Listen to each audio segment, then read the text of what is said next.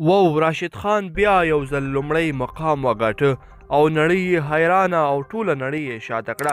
دا چې راشد خان څه کړي دي ویډیو را سره تر اخره پورې وګورئ، په ډېر څه به پوه شئ. ګرانو لیدونکو السلام علیکم، ستړي مه شئ، وخت مو په خیر. په تیرو 10 کلونو کې راشد خان تر نورو توپ اچونکو په نړیوال شلاوریز کرکټ کې ډېرې وکټې اخیستې دي.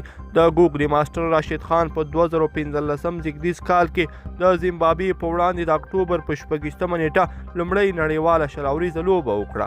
راشد خان په ډېر کم وخت کې نړۍ وپېژنده او په اسانۍ سره په ډېرو پیسو تر تجارتي لیګونو ورسېده.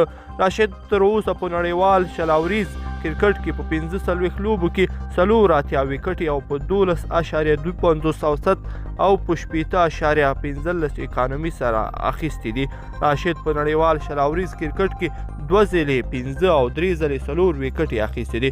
تر ټولو ښه توپ اچونې د 3 منډو په مقابل کې 15 وکټې دي. په تیره لسیزه کې ورپسې ډېر وکټې اخیستونکي په شلاوریزو کې لاسیت ملنګا اخیستې دي. ملنګا په وروستۍ لسیزه کې 2 وکټې اخیستې دي.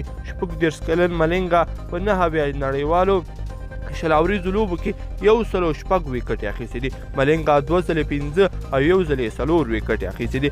د ملنګا تر ټولو ښه توپ اچونه په نړیوالو شلاوریزو کرکټ کې د 6 منډو په مقابل کې 15 وکټې دي. شکیب الحسن هم په تیره لسیزه کې بیا په نړیوال شلاوریزو لوبو کې د مخکښه توپ اچونکو څخه دی.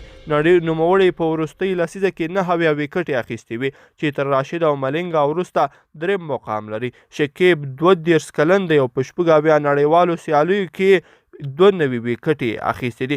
نوموړي 1 ځل 15 او 3 ځلې 4 وکټې اخیستې دي. د شکیب الحسن تر ټولو ښه توپ اچونه په یوه لوبه کې د 20 منډو په ورکولو سره 15 وکټې دي. ګرانو مینوالو په دې هیله چې ویډیو به مو راسره تر پایه پورې کتلی وي. که چیرې مو همدغه ویډیو خوښه شوې وي نو حتما یې در سره لایک کړئ او نورو ملګرو سره یې هم شریکه کړئ. مننه.